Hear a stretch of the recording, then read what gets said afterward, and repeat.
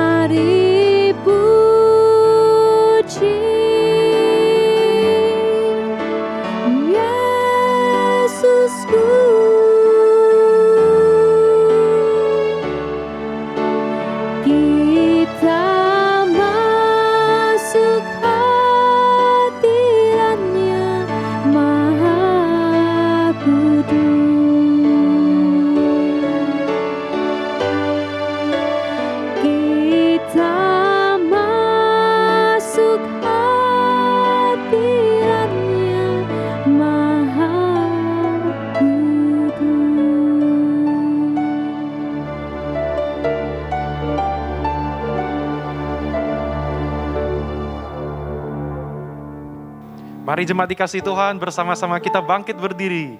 Saat ini kita akan kembali datang beribadah kepada Tuhan. Tanpa terasa, saudara, kita sudah tiba menjelang akhir tahun ini. Ada banyak hal yang Tuhan sudah lakukan dalam kehidupan kita, kebaikan-kebaikan yang kita boleh alami sepanjang tahun ini. Saudara, biarlah kita boleh mengingat itu. Dan saat ini kita di hadapan Tuhan, kita mau belajar bersyukur. Kita datang dengan hati yang mau mengagungkan Tuhan, hati yang mau menyembah Tuhan, saudara. Mari, jikalau saat ini saudara sedang ada kegiatan, saya mengajak saudara boleh menanggalkan dulu itu, supaya kita bisa fokus beribadah kepada Tuhan saat ini. Baik saudara, mari kita boleh mengarahkan hati pikiran kepada Tuhan. Ibadah ini kita mulai oleh pertolongan Allah Bapa, Putra dan Roh Kudus. Kiranya kasih karunia dan sukacita dari Allah Tritunggal menyertai setiap kita saat ini, menyertai jalannya ibadah dari awal, pertengahan hingga akhirnya. Amin. Shalom, jemaat yang dikasihi oleh Tuhan. Kembali kita datang beribadah di pagi hari ini karena kerinduan hati kita untuk memuji dan memuliakan nama Tuhan.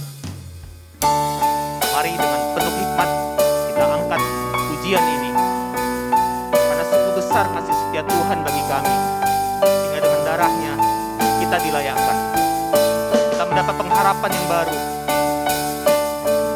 Mari kita sama-sama buka suara kita. Sungguh besar kasih setia Tuhan. Sungguh besar setiamu, nyata di sepanjang hidupku. Darahmu telah layakkan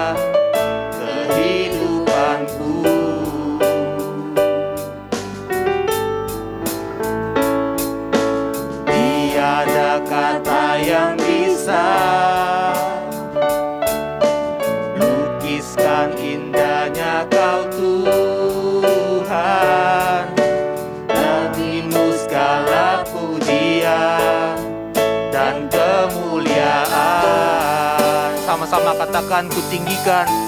Ku tinggikan Engkau Tuhan, melebihi segalanya, lebih dalam ku menyembah,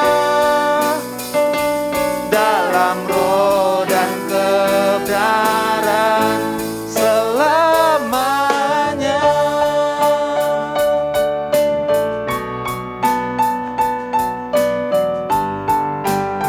Mari bersama katakan, sungguh besar setia Tuhan. Sungguh besar setiamu, nyata di sepanjang hidupku. Darahmu telah layakkan kehidupanku. Tiada kata yang bisa Tuhan, tiada kata yang bisa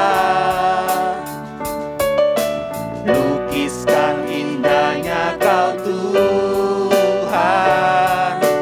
Bagimu segala pujian dan kemuliaan.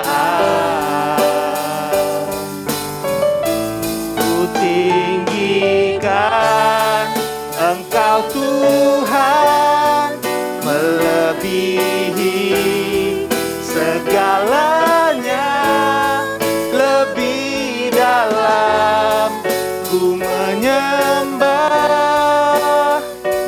dalam roh dan kebenaran ku tinggikan Engkau Tuhan, melebihi segalanya, lebih dalam ku menyembah, dalam roh dan kebenaran selamanya. Mari dengan penuh hikmat kita nyanyikan sekali lagi, ku tinggikan. Ku tinggikan Engkau Tuhan, melebihi segalanya, lebih dalam ku menyembah, dalam roh dan kebenaran ku tinggikan Engkau Tuhan, melebihi segalanya, lebih dalam ku menyembah, dalam roh dan kebenaran selamanya, dalam roh dan kebenaran selamanya,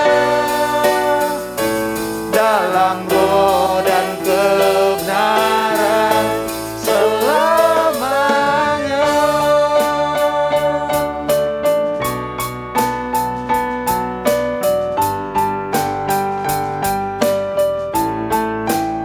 Benar Tuhan, nama-Mu yang ditinggikan, karena sungguh besar kasih setiamu Tuhan bagi kami, sehingga kami dapat dilayakkan oleh darah-Mu yang tercurah bagi kami Tuhan. Tuhan, kami datang dengan segala kerendahan hati kami, karena kami rindu untuk memuji dan memuliakan nama-Mu Tuhan. Karena Engkau Allah kami yang setia, Engkau Tuhan yang menuntut kami. Tuhan, kami rindu untuk Engkau pulihkan, kami rindu untuk Engkau tuntun Tuhan. Tuhan, kami serahkan semuanya ke dalam tangan-Mu Tuhan. Kiranya Engkau sertai ibadah kami Tuhan, dari awal, pertengahan, hingga pada akhir ibadah Tuhan. Kiranya juga Engkau berkati jemaat kami Tuhan, di tempat, di kediaman mereka Tuhan. Dan juga bagi jemaat kami yang mungkin berhalangan hadir Tuhan, karena dalam keadaan sakit Engkau sembuhkan, atau dalam perjalanan Tuhan, kiranya Engkau sertai mereka sehingga sampai tujuan dengan selamat. Inilah doa yang kami panjatkan Tuhan, oleh nama-Mu Tuhan Yesus Kristus Juru Selamat kami yang hidup. Amin. Masih dalam keadaan bangkit berdiri, mari bersama dengan orang percaya kita mengucapkan pengakuan iman kita. Pengakuan iman rasuli. Aku percaya kepada Allah, Bapa yang Maha Kuasa, Khalik langit dan bumi, dan kepada Yesus Kristus, Anaknya yang tunggal, Tuhan kita, yang dikandung dari Roh Kudus, lahir dari anak darah Maria, yang menderita sengsara di bawah pemerintahan Pontius Pilatus, disalibkan, mati dan dikuburkan, turun ke dalam kerajaan maut. Pada hari yang ketiga, bangkit pula dari antara orang mati, naik ke surga, duduk di sebelah kanan Allah, Bapa yang Maha Kuasa. Dan dari sana Ia akan datang untuk menghakimi orang yang hidup dan yang mati. Aku percaya kepada Roh Kudus, gereja yang kudus dan am, persekutuan orang kudus, pengampunan dosa, kebangkitan tubuh, dan hidup yang kekal. Amin. Jemaat, dipersilakan untuk duduk kembali. Tuhan kita begitu ajaib, tak terbayang kebesaran Tuhan kita. Mari dengan segenap jiwa dan pengharapan kita memuji-muji Tuhan dengan sorak-sorai, dengan puji-pujian yang harum bagi Tuhan kita. Mari sambil semua bertepuk tangan.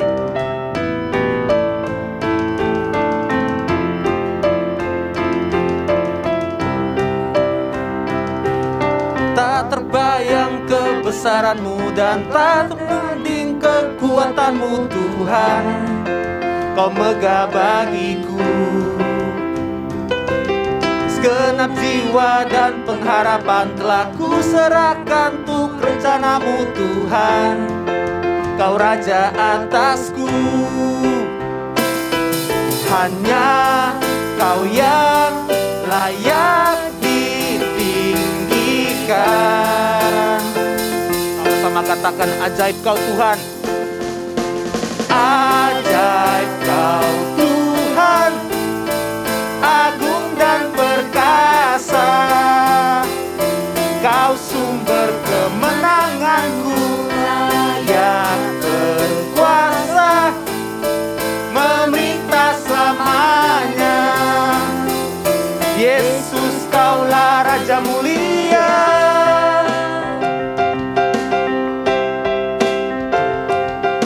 Tak terbayang kebesaran-Mu dan tak terbanding kekuatan-Mu Tuhan.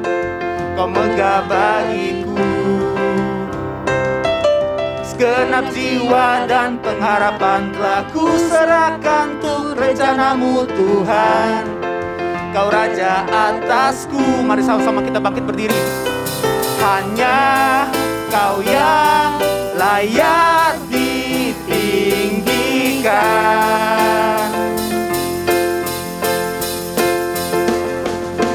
Ajaib Kau Tuhan, agung dan perkasa. Kau sumber kemenanganku, layak berkuasa, memerintah selamanya. Yesus, Kaulah Raja mulia. Ajaib Kau Tuhan, agung dan perkasa. Kau sumber kemenanganku, layak berkuasa, memerintah selamanya. Yesus, Kaulah Raja mulia.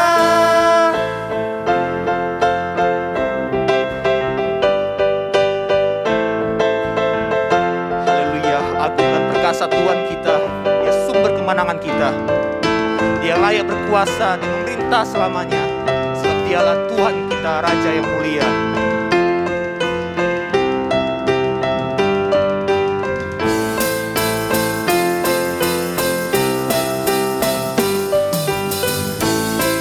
Mari sama-sama kita angkat pujian ini. Kita katakan ajaib Kau Tuhan. Ajaib Kau Tuhan,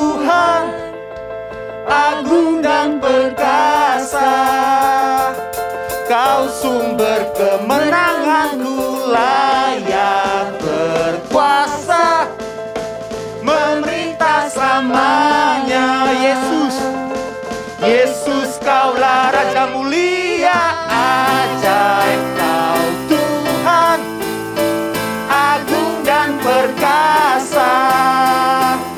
Kau sumber kemenanganku, layak berkuasa, memerintah selamanya. Yesus, Kaulah Raja mulia, Raja mulia. Mari jemaat bersama duduk kembali. Sebentar lagi kita akan mendengarkan firman Tuhan. Mari kita masuk lebih ke dalam hadirat Tuhan. Sebelum kita mendengar firman Tuhan, mari kita mengangkat satu lagu pujian bagi Tuhan kita. Sebab Dialah pengharapan bagi kita. Karena dengan bukan kuat kita, tapi dengan tangan Tuhan yang menopang. Mari kita nyanyikan. Bukan dengan kekuatanku ku dapat jalani hidupku, tanpa Tuhan yang di sampingku ku tak mampu sendiri. Engkaulah kuatku yang menopangku. Ku pandang wajah-Mu dan berseru, pertolonganku datang dari-Mu. Peganglah tanganku, jangan lepaskan. Kaulah harapan dalam hidupku. Bukan dengan kekuatan,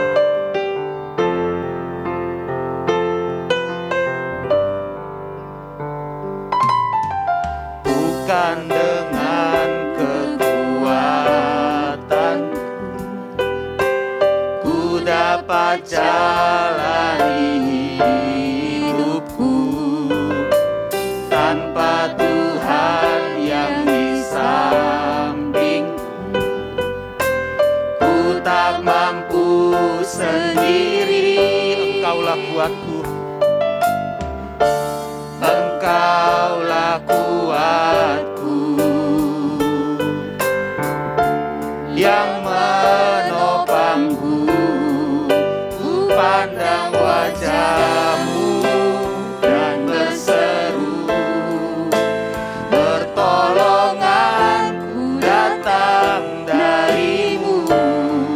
Peganglah tanganku, jangan lepaskan. Kaulah harapan dalam hidupku.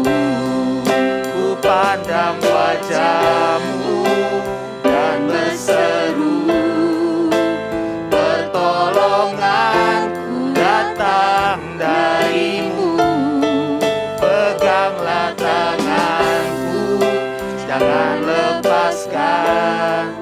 Kaulah harapan dalam hidup. Mari sama-sama kita nyanyikan sekali lagi. Ku pandang wajah-Mu, ku pandang wajah-Mu dan berseru, pertolonganku datang dari-Mu. Peganglah tanganku, jangan lepaskan. Kaulah harapan dalam hidupku. Ku pandang wajah-Mu, ku pandang wajah-Mu dan berseru,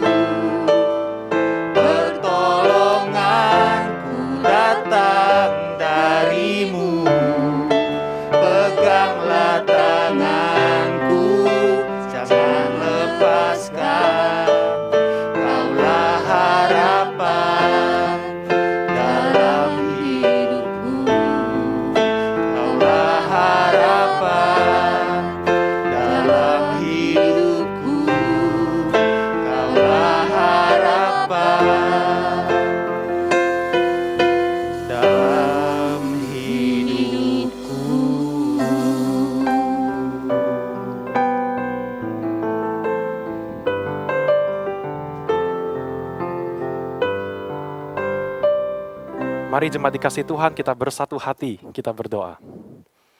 Tuhan, Engkaulah harapan di dalam kehidupan kami. Kami mengucap syukur karena Engkau senantiasa beserta dengan kami ya Bapa. Dan saat ini kami akan bersama-sama mendengarkan kembali firman Tuhan. Firman Tuhan yang menjadi sumber kekuatan kami, yang akan mengingatkan kami akan kebenaran-Mu sehingga hidup kami bisa berubah. Dalam nama Tuhan Yesus kami berdoa. Amin. Saudara-saudara, tidak terasa kita sudah tiba di hari Minggu yang terakhir dari tahun 2021. Saya rindu di momen saat ini, saudara, kita bisa mengambil waktu, saudara, sepanjang kita mendengarkan khotbah ini, kita bisa sambil merenungkan bagaimana kehidupan kita di sepanjang tahun 2021. Apakah secara khusus ini dalam kerohanian kita ya, apakah kita masih setia mengikut Tuhan? Apakah kita masih setia beribadah kepada Tuhan, setia merenungkan, membaca firman Tuhan, setia hidup di dalam kebenaran firman Tuhan, saudara-saudara. Nah, saudara, di masa-masa seperti ini, saya tahu, saudara, bahwa justru ada jemaat-jemaat yang itu makin bertumbuh imamnya di dalam Tuhan. Ada enggak? Ada, saudara. Jemaat-jemaat yang makin haus datang mencari Tuhan. Mereka sudah lama beribadah di rumah, dan mereka begitu rindu bisa datang ke rumah Tuhan, kembali mencari wajah Tuhan, beribadah. Oleh karena kesibukan mereka, ada rasa rindu datang mencari Tuhan, saudara. Tetapi saudara, harus saya akui juga bahwa di masa-masa seperti sekarang ini, justru ada jemaat-jemaat yang kemudian lemah imannya. Secara tidak sadar sudah mulai menjauh dari Tuhan. Sudah bergerak mundur tanpa disadari itu. Dan lama-lama saudara, ada beberapa yang, ini saya ngomong secara global saudara ya, jemaat di Indonesia maupun di seluruh dunia, jemaat Tuhan, orang-orang Kristen, itu tidak sedikit yang sudah meninggalkan Tuhan di dalam kehidupan dia. Nah saudara, faktor-faktornya itu banyak. Nah ini yang saya mau coba tunjukkan beberapa buat setiap kita untuk kita lihat ya. Saudara, beberapa faktor kenapa orang-orang bisa makin mundur dari Tuhan, ini ada banyak, tapi saya munculkan beberapa kepada saudara. Yang pertama, saudara bisa lihat, karena ekonomi merosot. Masa pandemi seperti ini, banyak pihak yang terpukul secara ekonomi. Ya, karena ekonomi menurun, ekonomi di dalam keluarga menurun, itu akhirnya di dalam pekerjaannya menurun, di PHK dan sebagainya, mereka kemudian menyalahkan Tuhan. Kenapa Tuhan tidak memberkati? Kenapa Tuhan tidak menyertai hidup saya? Akhirnya mereka mulai bergerak, tidak percaya lagi kepada Tuhan. Kemudian, masalah yang menumpuk. Ya, ada banyak sekali masalah. Masalah dalam pekerjaan, belum lagi pulang ke rumah istri, ya, suami, anak-anak, belum lagi masalah-masalah yang lain. Oh, itu cukup menyita waktu pikiran kita. Sehingga gak ada waktu untuk kita itu bisa datang beribadah kepada Tuhan, memikirkan Tuhan, boro-boro memikirkan tentang Tuhan, masalahku sendiri aja belum selesai. Kemudian saudara, orang-orang menjadi lemah, imamnya mundur dari Tuhan, saudara, karena kecewa dengan sesama anak Tuhan. Kecewa mungkin dengan rekan-rekan sepelayanan, kecewa dengan anggota-anggota gereja, yang akhirnya membuat menjadi malas untuk datang beribadah kepada Tuhan. Anak-anak Tuhan juga gini, kecewa. Saudara, hal-hal seperti ini saudara bisa sekali membuat kita itu pelan-pelan bergerak mundur dari iman kita kepada Tuhan, saudara. Kemudian, kesibukan. Ya, kalau kita lihat di gambar ini ya, ibu rumah tangga harus mengurus anak, kemudian harus masak, harus ngepel, banyak. Kalau bapak-bapak berarti kan di kantor, kerja atau di mana, sibuk banget. Kesibukan yang ada ini akhirnya membuat kita tidak ada waktu untuk kita bisa memikirkan Tuhan, mencari Tuhan, beribadah kepada Tuhan. Apalagi melayani Tuhan. Saudara, hal-hal seperti ini saudara, ini baru beberapa saja. Gitu ya. Saya tidak tahu bagaimana dengan setiap kita. Ya, apakah saat ini iman kita bagaimana? Selama tahun 2021 ini, apakah kita makin bergerak, mendekat kepada Tuhan, makin bertumbuh secara kerohanian kita? Atau sebenarnya kita sudah mulai mundur dari Tuhan? Alasannya apa? Apakah ada salah satu dari yang saya sampaikan tadi? Atau mungkin ada alasan-alasan yang lain, saudara? Saudara, akhirnya saudara sadar tidak sadar beberapa jemaat saudara itu sudah mulai menjauh dari Tuhan, mulai tidak setia lagi kepada Tuhan. Nah saudara, saya di dalam perenungan ini, saya itu sedih gitu ya. Saya kemudian ketika melihat realita fenomena iman orang-orang Kristen di zaman ini, orang-orang Kristen yang diberikan kebebasan bisa datang beribadah kepada Tuhan ini. Dalam perenungan saya tuh tiba-tiba jadi teringat dengan iman orang-orang Kristen. Di masa lalu, iman orang-orang Kristen di tempat di mana mereka tidak punya kebebasan untuk datang beribadah pada Tuhan. Saya coba tengok jemaat-jemaat dulu di masa kekaisaran Nero di Roma saat itu. Saudara, di sana, saudara, waktu itu kan abad pertama atau abad kedua. Orang-orang Kristen tuh ditolak demikian rupa. Mereka diancam nyawanya, dibunuh. Tapi jemaatnya, saudara, gak ada yang mundur. Semuanya itu tetap setia sampai mati. Bukan diancam kaleng-kaleng, beneran dibunuh, saudara. Itu pernah satu kali itu orang-orang Kristennya itu di lapangan terbuka begitu, mereka diikat di sebuah tiang atau kayu begitu, itu kemudian dikeluarkan singa, dicabik-cabik, itu jadi tontonan publik. Bayangkan itu, saudara, orang-orang Kristen juga banyak yang kemudian disalib terbalik. Itu fakta, sejarah mencatat seperti itu. Tapi apakah kemudian mereka mundur dari Tuhan? Enggak mundur, malahan mereka makin setia, mereka makin teguh iman dalam Tuhan. Bahkan sampai mati mereka tetap setia sama Tuhan. Luar biasa ya. Kemudian kalau saya lihat ya di negara-negara masa kini, ada negara-negara yang anti terhadap ideologi kekristenan, misalnya di Korea Utara seperti itu ya. Saudara, itu banyak gereja kan gak dapat izin buka gitu ya.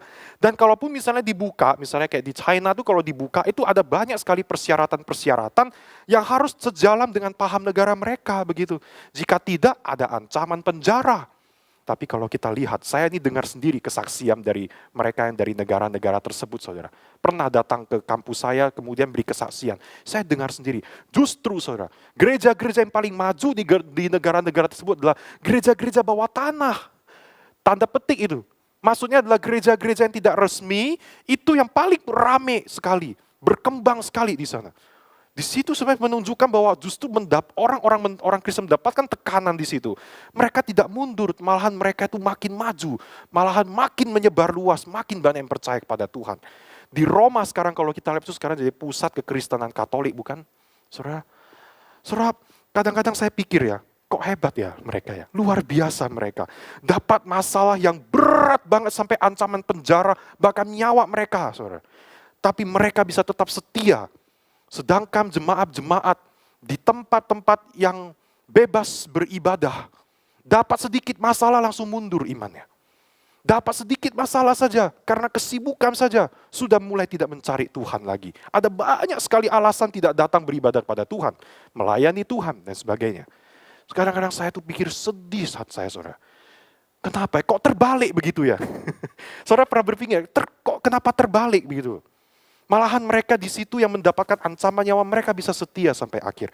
Saya bagaimana Tuhan melihat hal ini? Tentu Tuhan tuh akan jauh lebih sedih, bukan? Saat ini saudara, saya rindu setiap kita. Mari di akhir tahun ini dalam refleksi kita pada saat ini. Saya rindu mengajak kita, ayo kita sebagai anak-anak Tuhan, kita bersyukur, kita diberikan kebebasan beribadah, saudara, di tempat ini. Mari kita benar-benar memanfaatkan dengan baik, kita mau beribadah, kita mau setia kepada Tuhan sampai akhir kehidupan kita. Kita setia kepada Tuhan itu bukan hanya karena kita mendapatkan yang enak-enak saja dari Tuhan. Tapi kita tetap mau setia pada Tuhan dalam keadaan apapun. Meskipun kita sedang dapatkan hal yang gak enak, tapi kita tetap mau setia sampai akhir. Karena memang seharusnya kita itu harus setia kepada Tuhan. Nah saudara, ini akan sama-sama kita renungkan hari ini. Kita akan belajar dari satu gereja yang begitu luar biasa, yaitu gereja Philadelphia yang dicatat di dalam kitab Wahyu. Gereja Philadelphia ini gereja yang dipuji oleh Tuhan. Tuhan memuji gereja ini. Dan ini yang memang menjadi tema kita hari ini ya, dipuji Tuhan. Saudara, saya ceritakan singkat saja saudara ya. Biar nggak terlalu lama-lama di sini. Gereja Philadelphia itu adalah gereja pemecah rekor. Kenapa saya katakan begitu? Karena keberadaan gereja Philadelphia ini, jemaatnya itu bisa bertahan berabad-abad. Mereka bisa bertahan tuh dari abad yang pertama itu, dari zamannya Yohanes murid Tuhan Yesus, itu mereka bisa bertahan sampai tahun yang ke-600-an.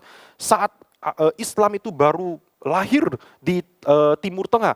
Itu jemaat Philadelphia bisa bertahan sampai saat itu. Bahkan di komentar yang saya baca, sampai abad yang ke-20, saudara, sampai abad yang ke-20, berarti tahun 19-an itu masih ada 5 jemaat yang masih bertumbuh di sana. Ini luar biasa. Kalau kita lihat di kitab Wahyu itu ada 7 jemaat. Hanya jemaat Philadelphia lah yang bisa bertahan berabad-abad. Nah, ini akan kita lihat rahasianya apa, gitu ya.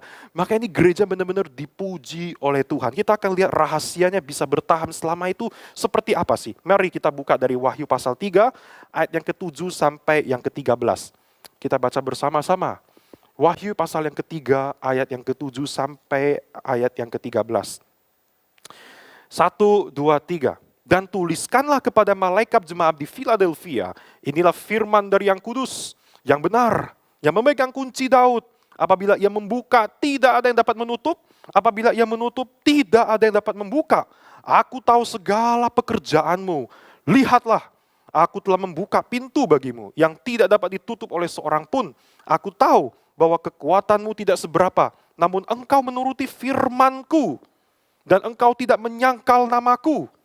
Lihatlah beberapa orang dari jemaah iblis, yaitu mereka yang menyebut dirinya orang Yahudi, tetapi yang sebenarnya tidak demikian, melainkan berdusta, akan kuserahkan kepadamu. Sesungguhnya aku akan menyuruh mereka datang dan tersungkur di depan kakimu, dan mengaku bahwa aku mengasihi engkau. Ayat yang ke-10, karena engkau menuruti firmanku dan untuk tekun menantikan aku, maka aku pun akan melindungi engkau dari hari pencobaan yang akan datang atas seluruh dunia untuk mencobai mereka yang diam di bumi.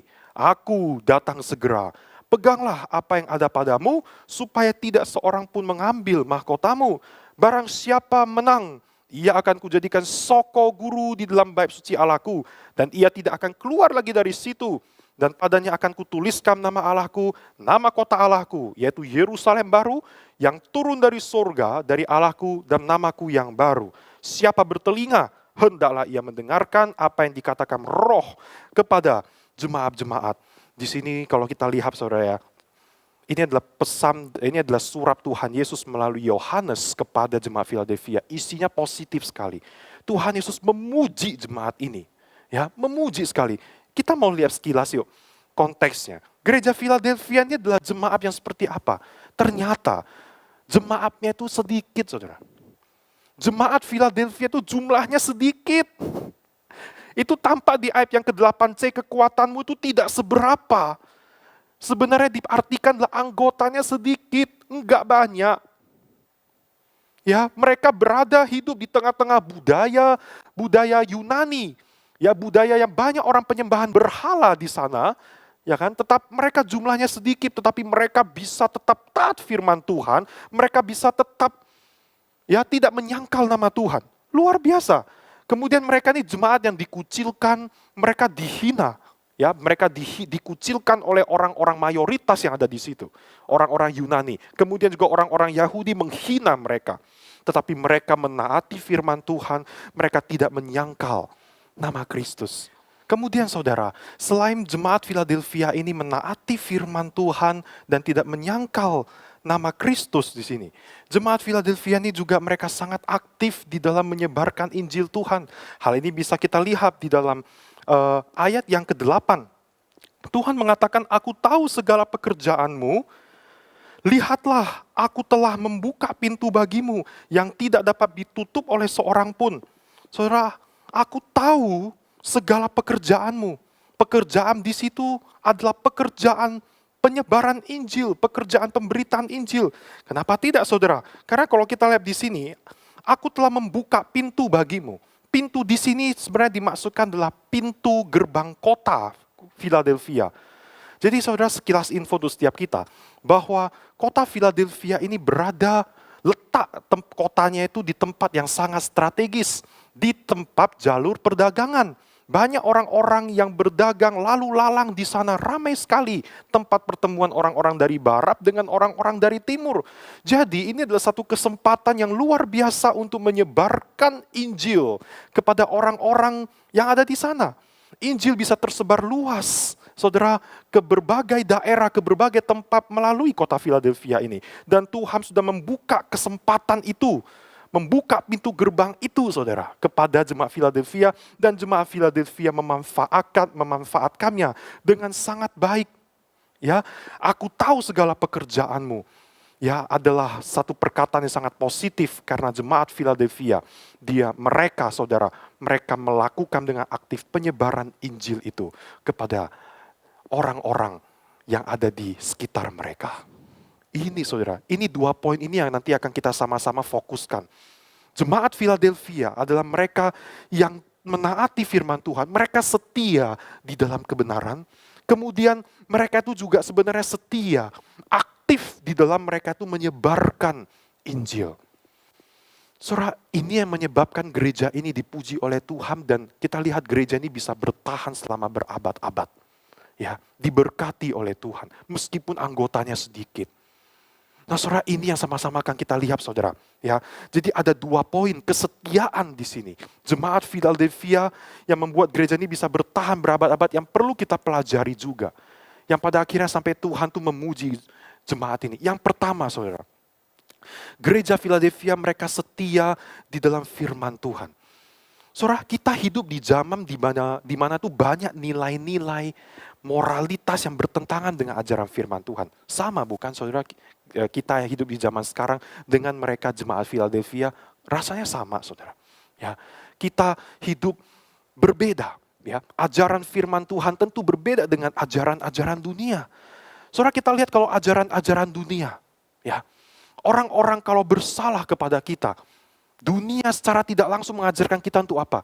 Balas dendam. Kita harus membalasnya. Membalas dendam. Mereka buat salah kepada kita satu hal, kita balas 3 kepada dia. Balas dendam. Kalau kita lihat di film-film biasanya, film-film silat begitu ya, papanya sudah mau meninggal, kemudian dia bilang kepada anaknya, balaskan dendam aku, balaskan dendam. Bunuh semua keluarganya. Kan biasanya kayak gitu, saudara. Balas dendam, saudara. Kemudian kita lihat, saudara, ajaran yang dunia ajarkan pada kita, tamak. Ya, kita tamak. Kita harus bisa memiliki semua untuk kepentingan diri saya.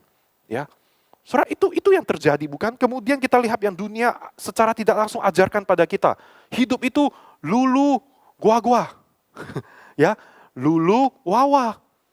Kita secara tidak sadar, kita akhirnya dibentuk pemikiran kita untuk kita tidak peduli dengan orang-orang yang ada di sekitar kita.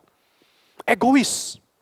Kemudian dunia secara tidak langsung juga mengajarkan pada kita, tujuan beragama itu apa? Tujuan beragama adalah untuk mendapatkan berkat. Ujung-ujungnya adalah untuk kepentingan diri lagi. Itu kan dunia ajaran. Nah, kalau kita lihat di dalam ajaran firman Tuhan itu berbeda sekali. Berbeda sekali. Nah, bagaimana untuk kita bisa mengerti ajaran firman Tuhan ini kalau kita tidak membacanya? Kalau kita tidak rutin sering mendengarkan firman Tuhan, ya kita tidak akan tahu. Nah, ayo sekarang saya mau coba kita lihat sekilas perbedaan. Ya, di sini saudara bisa lihat sedikit tabel ya tuh ya. Kalau dunia mengajarkan kita harus balas dendam, maka firman Tuhan mengajarkan apa? Ampunilah. Jangan kau simpan dendammu, lepaskan pengampunan. Kasihi lagi musuhmu itu, terima lagi dia. Saudara, berbeda banget ya. Kemudian dunia mengajarkan kita untuk tamak, rakus. It's okay. Ya. Tapi firman Tuhan mengajarkan apa? Jangan cinta uang. Akar kejahatan itu adalah mencintai uang.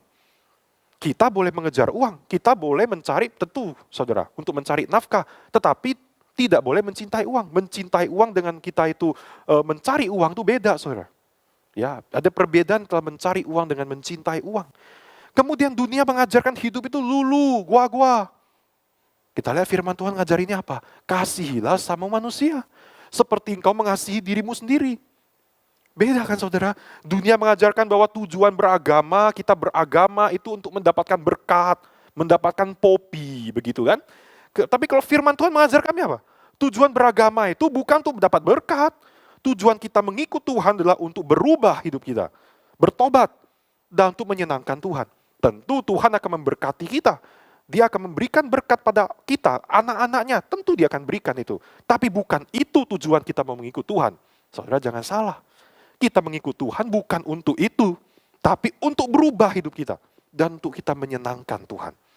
Nah, saudara bisa lihat perbedaan ini kan. Saudara coba jujur nih ya, jujur-jujuran nih. Kita lebih ikut yang mana saudara? Lebih ikut yang ajaran dunia atau ajaran firman Tuhan? Gitu ya. Mungkin ada di antara kita mengatakan, ya Tuhan tahu aku sekarang lagi berusaha ke ajaran firman Tuhan. Good. Tuhan pasti akan mampukan saudara. Tapi mungkin ada di antara kita, wah susah ya kayak saudara, contoh ya. Kadang-kadang aku juga lupa nih, lebih sering muncul di pikiran aku itu balas dendam gitu. Begitu ada orang yang slack langsung mau balas dendam. Lebih kalau ada kesempatan bisa mendapat keuntungan caranya salah, aku langsung mikirnya mau tamak begitu. Ya kan, agak sulit memikirkan untuk peduli orang lain di zaman ini. Sulit sekali contoh. Ya kan. Nah saudara kalau kita berpikir, saudara itu berarti menunjukkan apa saudara? Kita masih jarang, kita masih sedikit diisi firman Tuhan di dalam pikiran kita. Yang lebih sering kita isi hidup kita itu adalah hal-hal yang ada di dunia ini. Oleh karena itu input yang masuk dalam pikiran hati saudara, itu mesti lebih banyak firman Tuhan. Karena itu untuk kita bisa setia di dalam firman Tuhan, kita harus banyak baca, mendengar firman Tuhan. Enggak bisa tidak. Ya saudara, mungkin di antara kita sudah tahu harus mengampuni, jangan cinta uang, kasihi sesama manusia, dan sebagainya. Tetapi kita seringkali lupa bukan? Ya, kita manusia ini makhluk pelupa terhadap hal-hal yang baik. Tapi terhadap hal-hal yang gak baik, kita ingatnya cepat banget gitu saudara. Karena itu saudara, saya sangat mendorong jemaat BCS Medan. Atau siapapun kita saatnya mengikuti, mendengar video ini saat ini. Ayo baca firman Tuhan itu setiap hari. Kita butuh diisi itu loh saudara. Kita dengar khotbah begini aja. 3 jam kemudian apakah saudara masih nyantol firman Tuhan ini? Puji Tuhan kalau bisa nyantol saudara. Apalagi bagaimana dengan besok hari. Ketika saudara mulai bekerja, apakah firman Tuhan ini masih akan nyantol dalam hidup kita? Saudara kita harus saya akui kita bisa lupa. Karena itu mari. Saudara dalam satu hari sisihkan waktu dalam hidup kita. Bacalah Alkitab. Bacalah firman Tuhan. Dengar renungan. Kalau nggak bisa baca, lebih enak dengarlah dari YouTube. Mau dengar lagi khotbah, nggak dengarlah saudara.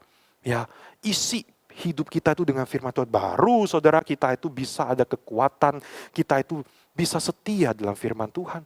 Karena sekarang yang masuk di dalam pikiran kita bukan lagi hal-hal yang kita lihat di dalam dunia ini.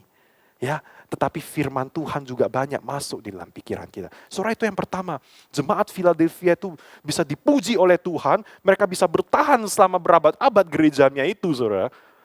Meskipun jemaatnya sedikit saudara. Karena mereka pertama setia dalam firman Tuhan. Yang kedua, mereka bukan cuma setia dalam firman Tuhan, tapi mereka juga setia menyebarkan Injil. Jemaat Philadelphia itu sangat aktif di dalam menyebarkan Injil, saudara. Saudara kita ini dipanggil bukan cuma untuk menjaga agar diri kita ini bisa tetap setia kepada firman Tuhan. Bukan cuma itu, tapi kita juga dipanggil untuk menjadi pengaruh buat orang-orang lain. Kita dipanggil juga untuk menjadi garam dan terang dunia buat orang-orang di sekitar kita. Bukan kebetulan jikalau saudara sekarang lagi bekerja di tempatmu sekarang ini. Ada yang bekerja di toko, buka toko, di dalam perusahaan, ya kan, di lapangan, di kebun, atau dimanapun saudara, di bank, dimanapun, di sekolah saudara. Saudara gak kebetulan, bukan satu kebetulan, saudara ditempatkan Tuhan di situ. Tuhan ingin saudara bisa menjadi pengaruh di sana. Tuhan ingin saudara bisa menyebarkan Injil di sana. Saudara menyebarkan Injil di sini itu bisa 2 cara. Pertama melalui gaya hidup. Kedua melalui pemberitaan. Dua-duanya itu harus kita lakukan.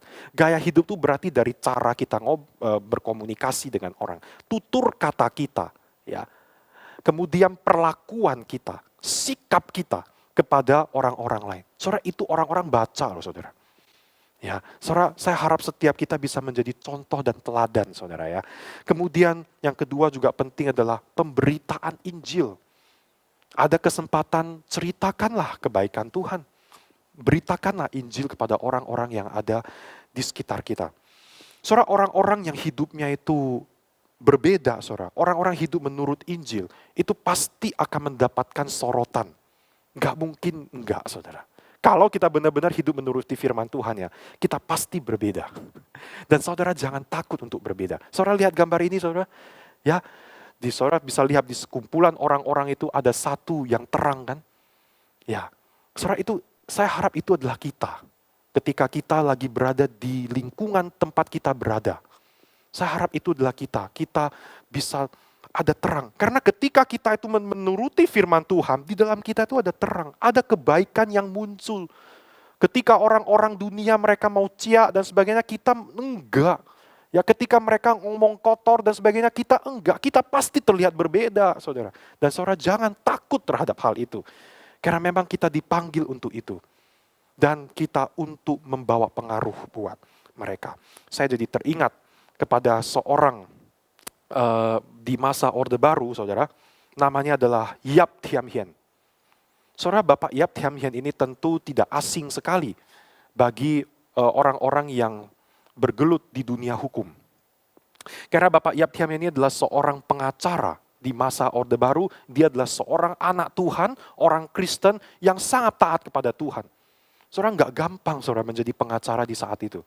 Karena orang-orang pada saat itu ketika menjadi pengacara di dalam bidang hukum itu, mereka sangat diskriminasi ya terhadap orang-orang, mereka sangat suka disuap, ya. Saudara, itu yang terjadi.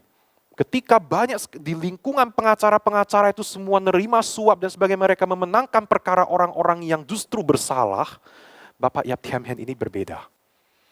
Bapak Yap Thiam Hien ini saudara, dia justru malahan dia sering membantu masyarakat-masyarakat yang kecil yang kena diskriminasi, masyarakat-masyarakat yang tidak mampu secara ekonomi, tetapi yang benar, dia justru bela mereka tanpa dia memungut sepeser pun. Lebih banyak dia menangani kasus-kasus di mana dia tidak menerima uang, saudara. Satu kali pernah Bapak Yap Thiam Hien ini dia ditawari salah seorang yang punya seorang yang berada, ya, supaya Bapak Yap Thiam Hien ini bisa memenangkan perkara dia. Ditolak, saudara. Ditolak. Dia nggak mau. Dia bilang tidak ada gunanya aku mendapatkan uang ini, tapi kebenaran keadilan itu dihancurkan. Aku justru mau kebenaran keadilan ditegakkan. Karena itu Bapak Yap Thiam Hien ini saudara, dia dikenal sebagai sang pendekar keadilan. Ada satu quote yang begitu terkenal dari Bapak ini saudara, luar biasa. Jika saudara hendak menang perkara, jangan pilih saya sebagai pengacara Anda, karena kita pasti kalah. Tetapi jika saudara cukup dan puas mengemukakan kebenaran saudara, saya mau menjadi pembela saudara. Dia tahu pasti akan kalah. Dia bukan kejar menang kalah, tapi dia hanya berusaha untuk menegakkan keadilan, untuk menegakkan kebenaran. Dia tolak uang-uang itu, saudara. Saudara, dia dikucilkan saat itu. Dia dikucilkan, dia dihina. Tapi kita lihat sekarang namanya itu harum sekarang ini. Dikenang sampai sekarang sebagai seorang pendekar keadilan. Hidupnya menjadi contoh dan teladan buat banyak orang di Indonesia. Khususnya untuk mereka yang sedang bergelut di bidang hukum. Pasti tahu dengan Bapak Yap Thiam Hien ini. Dia mengharumkan nama Tuhan. Dia menjadi garam dan terang dunia. Tuhan memuji Bapak Yap Thiam Hien ini, saudara. Saudara, mari saudara. Saya mau mengajak setiap kita juga.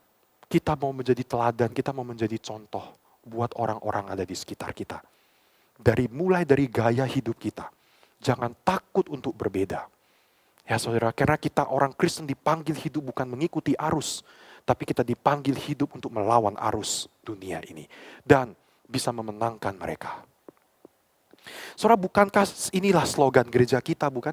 Menjadi komunitas yang bertumbuh dan aktif menjangkau jiwa. Saudara, komunitas yang bertumbuh di sini artinya adalah kita setia di dalam firman Tuhan. Kemudian aktif menjangkau jiwa di sini adalah setia menyebarkan Injil melalui gaya hidup dan kemudian melalui pemberitaan dari mulut kita. Inilah slogan gereja kita, saudara. Mari sama-sama kita BCS Medan, kita mau hidupi yuk. Kita mau seperti jemaat Philadelphia. Ya, meskipun jemaatnya sedikit, kecil, gak banyak anggotanya, lemah. Ya saudara, tetapi mereka kuat sekali, saudara. Mereka dipuji oleh Tuhan. Tuhan tepuk tangan kepada mereka. Karena mereka setia dalam firman Tuhan. Dan mereka setia untuk menjadi pengaruh menyebarkan Injil. Nah, sekarang kita lihat karena gereja Philadelphia sudah setia pada Tuhan seperti itu, maka Tuhan berikan janji dan harapan yang pasti buat mereka. Kita baca lagi di ayat yang ke-10. Karena engkau menuruti firmanku untuk tekun menantikan aku, maka aku pun akan melindungi engkau dari hari pencobaan yang akan datang atas seluruh dunia, untuk mencobai mereka yang diam di bumi. Aku datang segera. Peganglah apa yang ada padamu, supaya tidak seorang pun mengambil mahkotamu. Barang siapa menang, ia akan kujadikan soko guru di dalam bait suci Allahku, dan ia tidak akan keluar lagi dari situ. Dan padanya akan kutuliskan nama Allahku, nama kota Allahku, yaitu Yerusalem baru yang turun dari sorga, dari Allahku, dan namaku yang baru. Tuhan menjamin masa depan gereja Philadelphia. Tuhan menjamin, Tuhan akan melindungi mereka di hari-hari yang susah. Di hari-hari yang penuh dengan pencobaan. Berarti ada pencobaan, ada masalah ya. Tapi Tuhan mengatakan, aku akan melindungi, aku akan jaga. Saudara, ketika kita tuh sungguh-sungguh kita mau hidup dalam firman Tuhan dan kita mau menjadi pengaruh, menyebarkan Injil, kita nggak perlu takut mengenai bagaimana hidup kita ini ke depan, saudara. Tuhan pasti jamin itu. Tuhan pasti dia akan lindungi, dia akan jaga kita. Dia menjamin, dia pasti akan memberikan berkat itu kepada kita, saudara. Kepada orang-orang benar-benar setia kepada dia. Dan setia mau menjadi pengaruh. Saudara, jika kita gereja BCS Medan, saudara, kita sungguh-sungguh mau menaati firman Tuhan. Kita mau aktif menyebarkan Injil. Setiap kita loh saudara. Bukan cuma beberapa. Tapi setiap kita kompak. Kita mau menaati firman Tuhan dan menyebarkan Injil. Maka saya yakin gereja kita akan long last. Gereja kita akan bertahan lama saudara. Kita boleh gereja kecil saudara.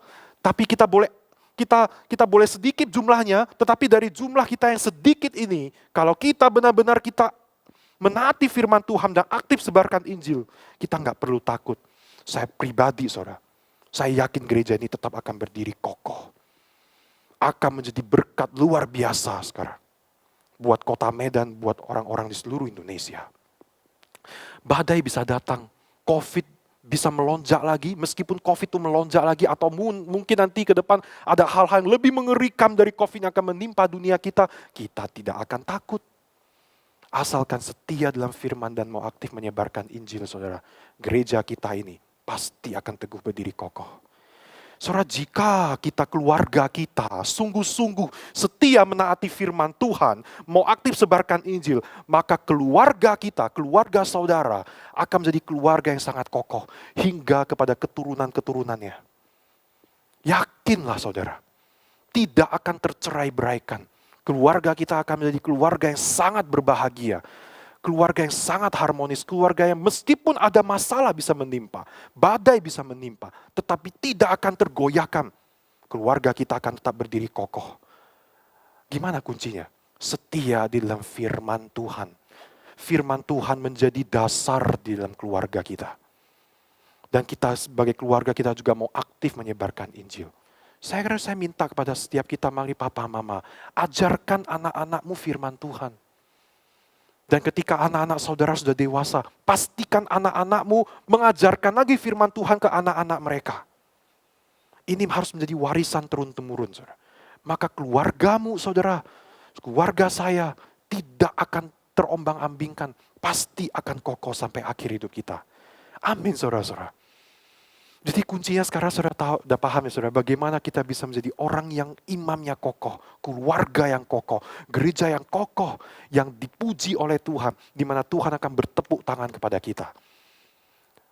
Adalah kita mau setia dalam firman Tuhan ini.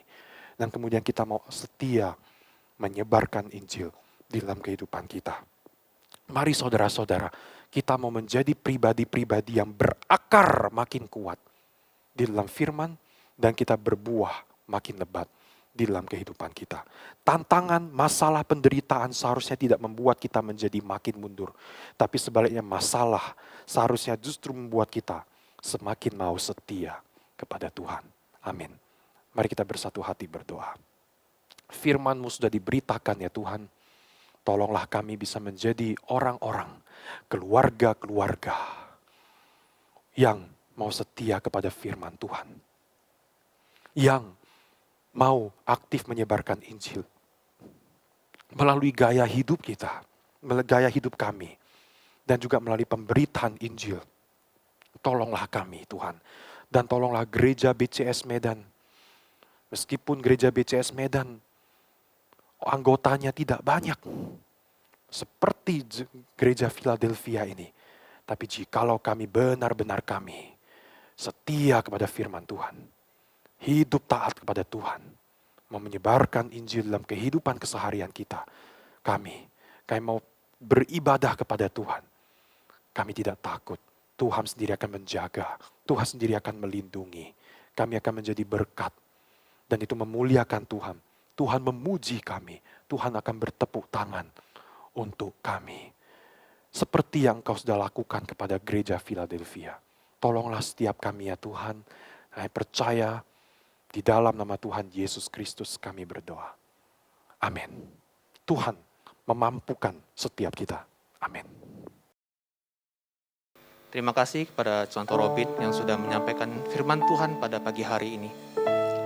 Mari kita meresponi firman Tuhan dengan memberikan persembahan yang terbaik bagi Tuhan kita. Karena begitu setia Tuhan kita bagi kehidupan kita, sehingga kita dapat dilayakkan dengan pengharapan yang baru.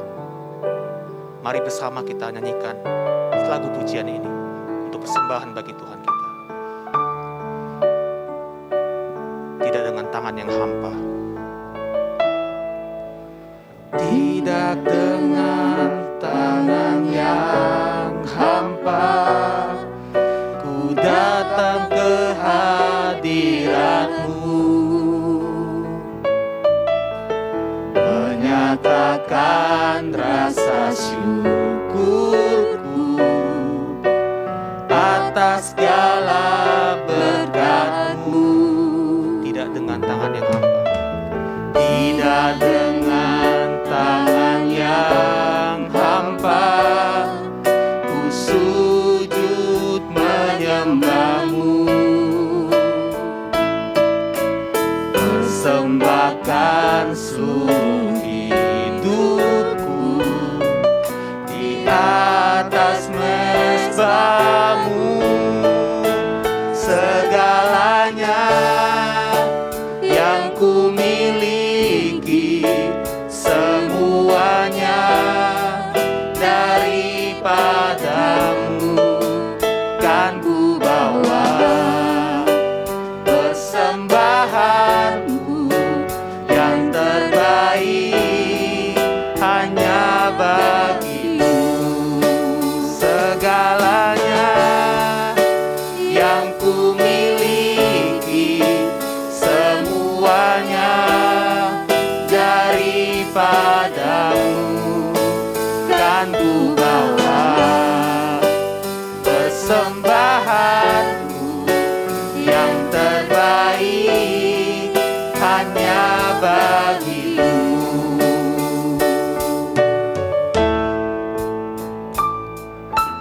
Tidak dengan tangan yang hampa, ku sujud menyembah-Mu, persembahkan seluruh hidupku di atas mezbah-Mu. Segalanya yang ku miliki, semuanya daripada-Mu kan ku bawa.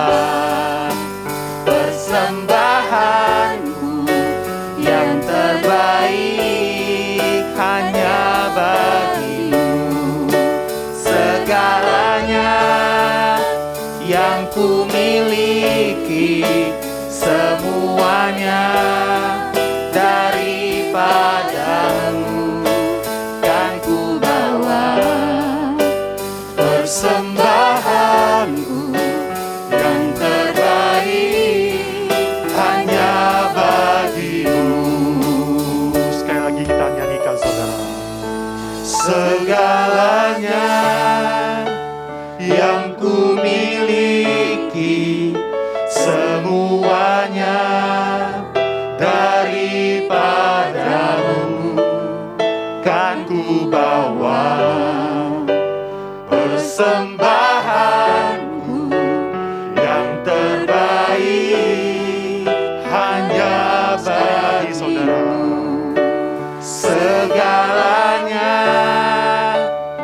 yang ku miliki, semuanya daripadamu.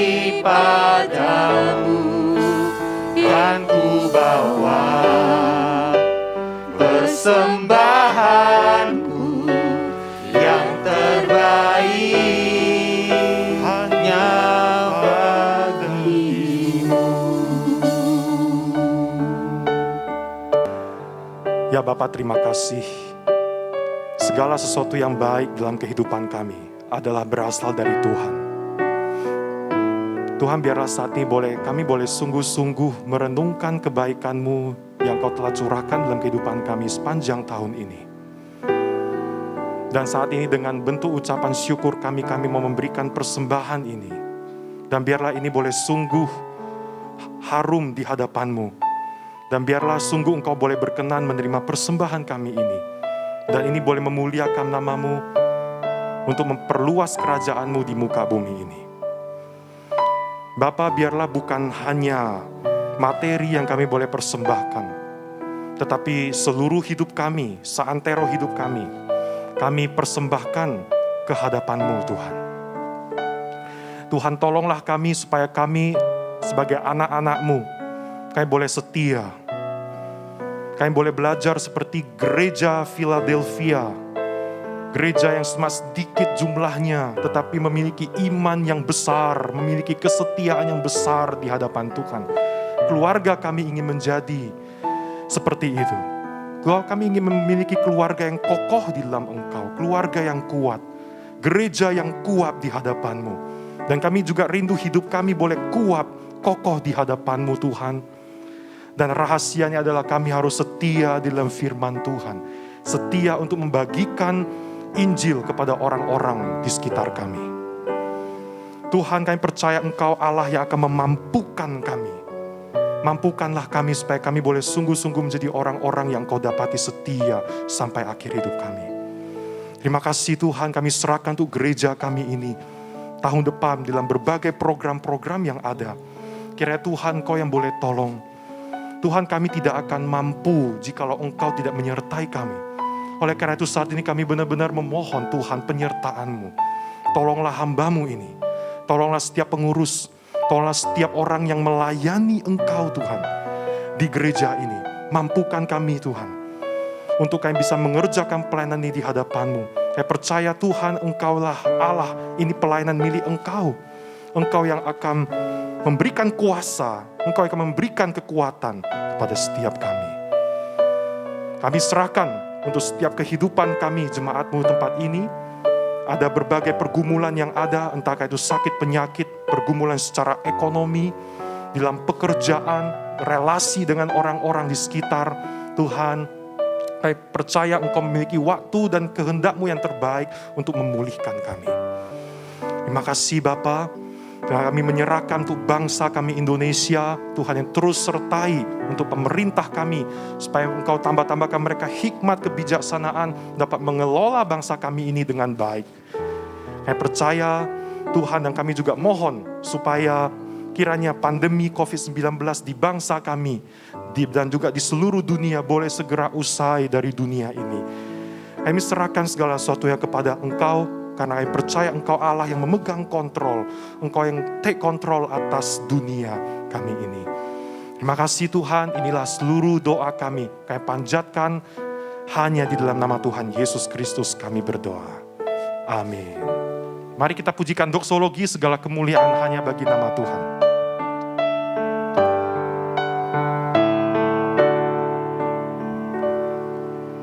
Puji Allah Bapa Putra,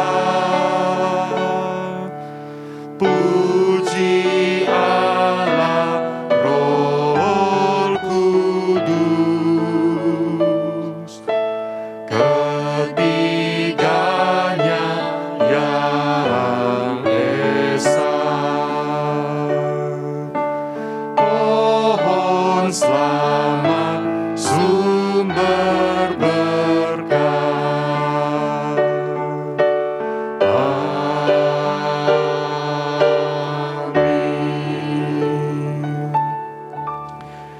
Tuhan, terima kasih untuk ibadah yang kami boleh ikuti hari ini ya Tuhan. Menjelang akhir tahun ini, banyak hal yang boleh kami renungkan, yang kami boleh pelajari. Biarlah sungguh itu tidak hanya kami dengar, tapi boleh kami lakukan dalam sepanjang kehidupan kami Tuhan. Dari tahun 2022 nanti, kami sungguh mau menjadi orang yang baru. Kami sungguh ingin menjadi orang-orang yang benar-benar Engkau dapati boleh setia kepada Engkau sampai akhir kehidupan kami. Mari jemaat dikasih Tuhan, sebelum selesai ibadah hari ini, kita arahkan hati pikiran kita kepadanya dan terimalah berkat daripadanya. Kiranya anugerah yang berlimpah dari Allah Bapa kita, sukacita damai sejahtera dari Tuhan kita Yesus Kristus, kekuatan penghiburan dari Allah Roh Kudus akan senantiasa memimpin menyertai hidup kita, memampukan kita menjadi orang-orang yang setia kepadanya. Mulai dari sekarang ini sampai selama-lamanya. Amin. Amin.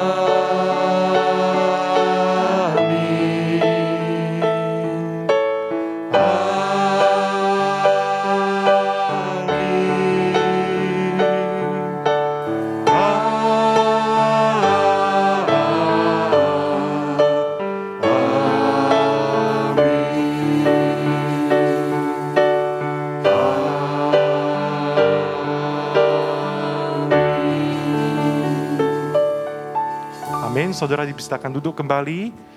Ibadah selesai setelah kita mendengarkan warta berikut ini. Shalom, jemaat dikasih Tuhan. Hari ini ada beberapa pengumuman yang perlu kita perhatikan. Malam hari ini kita tidak ada Sunday Talk. Jadi saudara bisa manfaatkan waktu, bisa liburan bersama dengan keluarga. Mungkin saat ini ada di antara kita yang lagi di luar kota. Saya berdoa supaya kita tetap dalam keadaan yang sehat. Dan saya juga berharap saudara bisa menjaga protokol kesehatan ya saudara. Jaga diri saudara, dan juga saya doakan dalam setiap perjalanan Tuhan memberikan kelancaran dan keselamatan kepada setiap kita. Saudara, tanggal 1 Januari tahun depan, berarti hari Sabtu depan, ya kita tidak ada ibadah khusus, tetapi kita ada renungan. Ya kita ada, saya berharap setiap kita bisa menyempatkan waktu untuk kita mendengarkan pesan tahun baru. Ya firman Tuhan yang akan menyegarkan kita di awal tahun, ya awal tahun 2022. Biarlah kita boleh mengawali tahun kita dengan firman Tuhan yang boleh mengisi di dalam kehidupan kita. Nanti mulai dari jam 6 pagi sudah bisa ditayangkan di YouTube, saudara sudah bisa mengaksesnya. Sebuah pesan tahun baru yang singkat dari saya kepada setiap kita nanti. Kemudian besoknya hari Minggu tanggal 2 Januari kita ada ibadah diadakan secara online, gitu ya. Saya harap saudara kita tetap datang setia beribadah kepada Tuhan, dan biarlah memang mulai tahun depan ini kita mau lebih sungguh-sungguh lagi beribadah kepada Tuhan. Kita mau semakin setia datang mencari Tuhan. Baik saudara, demikian saja pengumuman hari ini. Sekali lagi, saya berdoa setiap kita diberikan kesehatan dan tetap kita bersuka cita di dalam Tuhan. Selamat hari Minggu. Tuhan Yesus memberkati setiap kita.